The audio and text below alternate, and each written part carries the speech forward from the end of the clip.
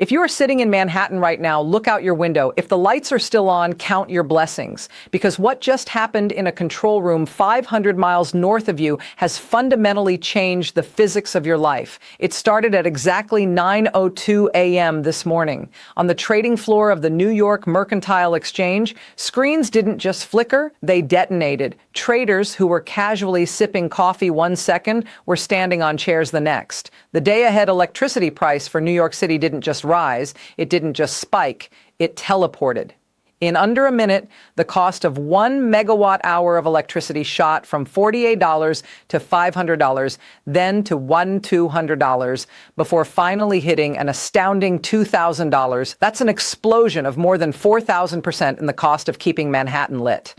Elevators slowed. Grid operators immediately triggered emergency load shed warnings. Technical speak for, we are running out of juice. In Boston, skyscrapers saw their elevators slow to conserve power.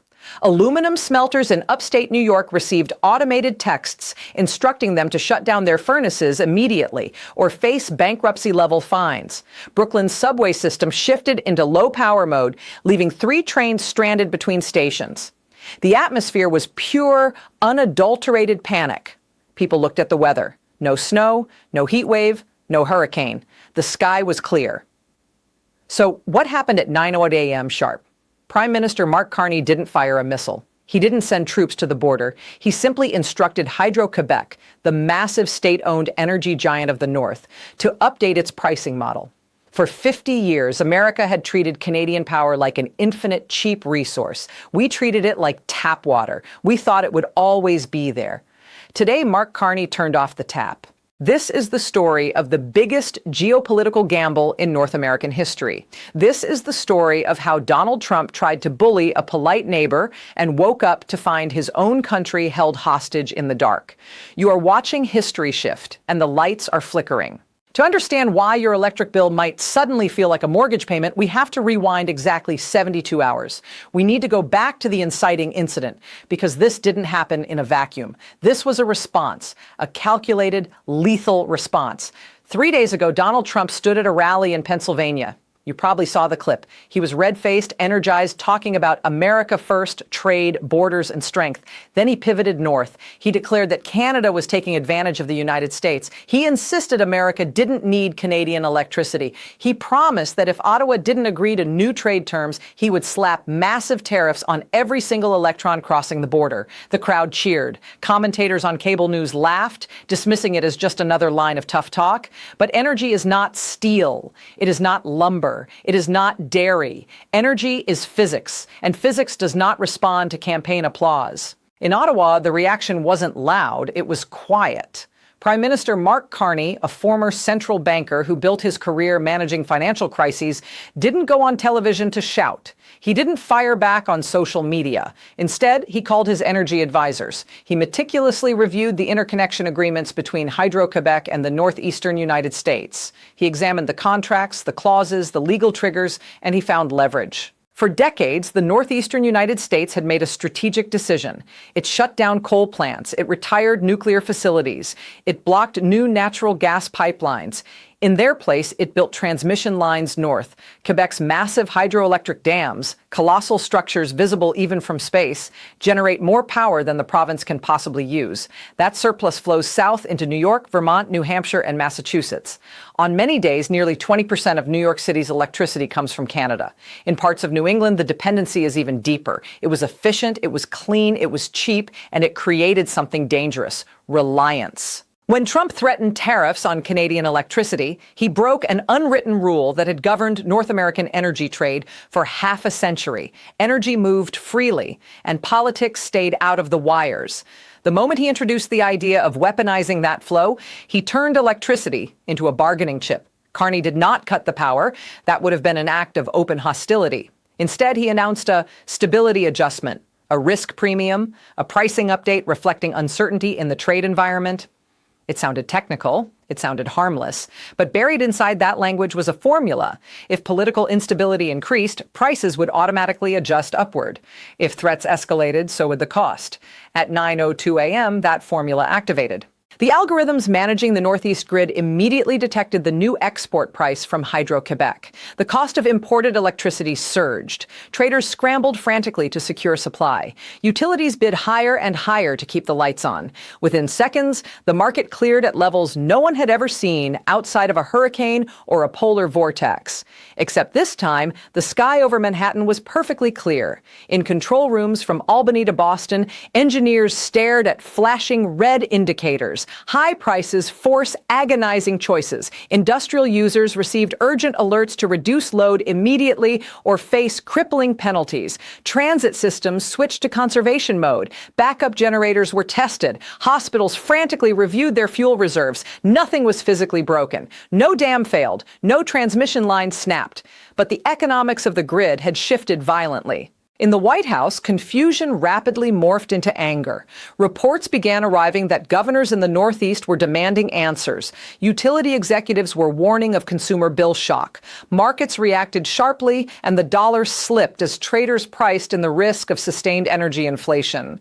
The long-held promise that America was energy independent suddenly felt fragile, because independence is not the same as interdependence.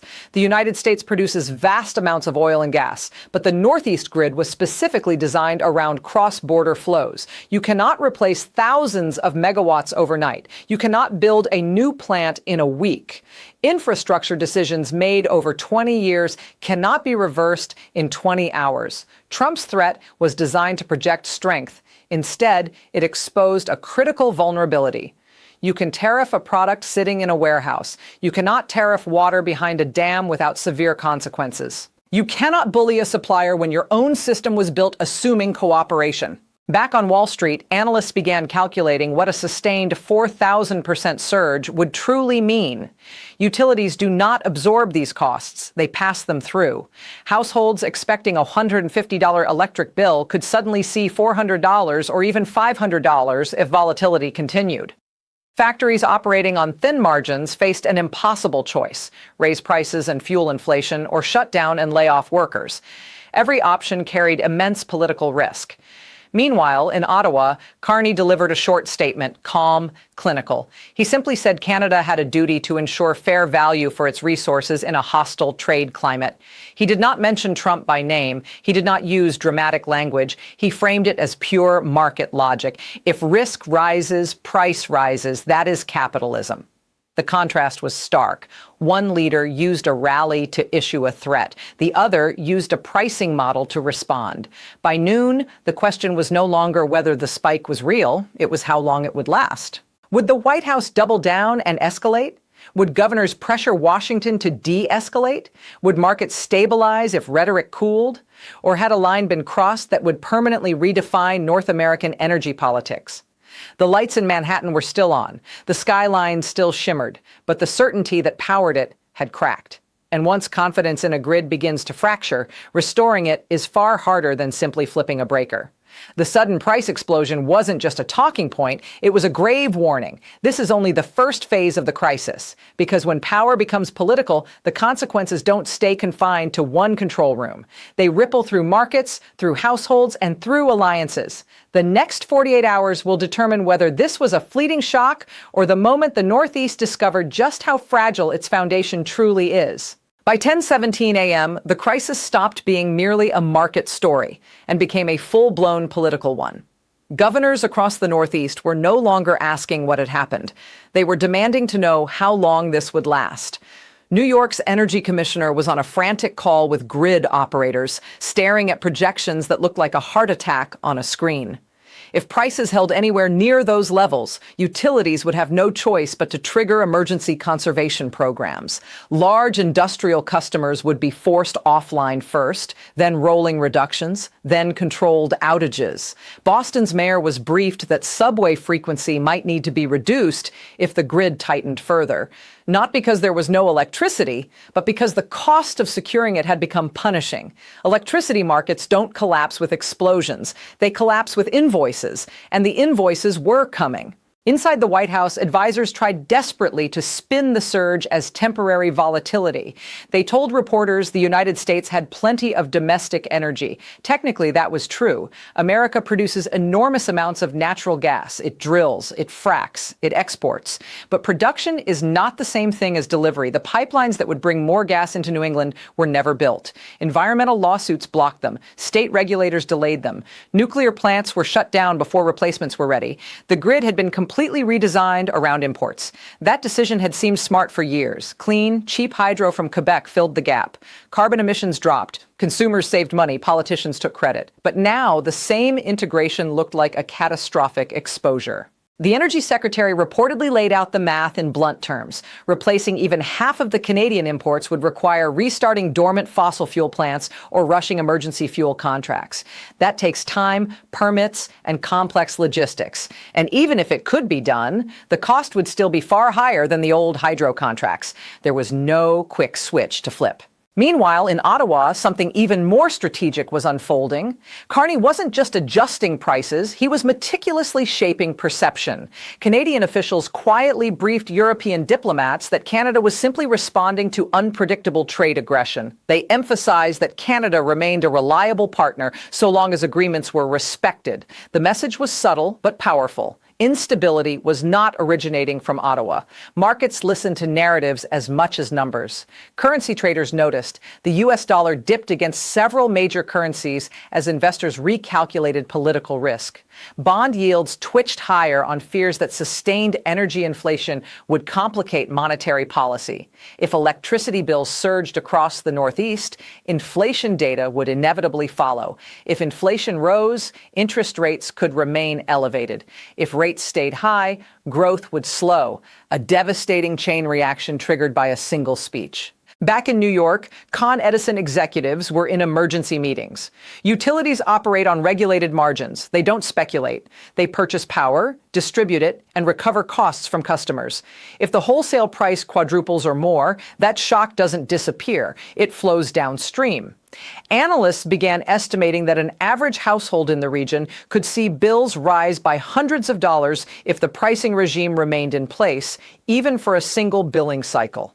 For families already stretched by rent and groceries, that number isn't abstract. It's the difference between savings and debt. Factories felt it first. In upstate New York, aluminum processors received automated notices encouraging voluntary load reductions. Crypto mining facilities, which depend entirely on cheap power, shut down within hours, their business model evaporating the moment electricity costs crossed a certain threshold. Data centers began reviewing backup contracts. Every megawatt mattered, and yet no one had physically turned off a switch. That was the genius and the danger of the strategy. Canada did not cut supply, it simply repriced risk. If Washington wanted stability, it could lower the temperature. If it escalated rhetoric, the algorithm would do the rest. The punishment was embedded in the market itself. Privately, some Republican lawmakers began to worry. Energy insecurity is politically toxic. Voters forgive many things, but not darkness and cripplingly high bills. Calls between Senate offices and state governors intensified. The message from the Northeast was clear. This cannot continue. But Trump's political brand had always been built on confrontation. Backing down publicly carried its own risk. Supporters expected strength. Allies expected consistency. Opponents expected volatility. The room for maneuver was shrinking. Cable news panels framed it as a test of resolve. Was this a temporary standoff or the beginning of a prolonged economic duel? Commentators argued over who blinked first. Yet beneath the noise, grid operators were doing something far less dramatic and far more important: recalculating reserve margins hour by hour. If a cold front moved in unexpectedly, demand would spike. If a major plant tripped offline, capacity would tighten. In a tightly balanced system, confidence matters. Once traders believe scarcity is possible, prices jump preemptively. Fear becomes embedded in bids. That fear was spreading. Hospitals reviewed generator fuel levels. University campuses discussed contingency plans. Transit authorities prepared public statements just in case. None of them wanted to cause panic, but all of them understood the same thing. Modern cities are electrical organisms. Every elevator, server, and signal light depends on stable voltage. Across the border, Hydro-Quebec engineers monitored exports calmly. The dams were steady, water levels were normal, turbines spun with quiet indifference. The physical system was fine. It was the political overlay that had changed. Carney's approval ratings in Canada began climbing almost immediately. Many Canadians had long felt that trade negotiations favored Washington. Now they saw a prime minister using economic logic rather than loud rhetoric. To them, it looked disciplined. To critics in the United States, it looked ruthless. By late afternoon, the White House faced three unattractive options: escalate and risk deeper economic pain, retreat and appear to concede, or attempt a quiet negotiation that both sides could frame as victory. Each path carried consequences not just for energy prices, but for credibility. Because this was no longer about a tariff line in a speech. It was about whether North American interdependence could survive political brinkmanship. It was about whether markets would trust that energy flows would remain insulated from campaign strategy. As evening approached, wholesale prices eased slightly from their peak, but they remained dramatically higher than normal. The message was unmistakable. Stability had a price now, and that price was being calculated in real time. The lights were still on in Manhattan. The skyline still shimmered, but the certainty that powered it had cracked. And once confidence in a grid begins to fracture, restoring it is far harder than simply flipping a breaker. The next move would decide whether this becomes a brief shock or the opening chapter of a deeper economic confrontation that neither side can easily escape.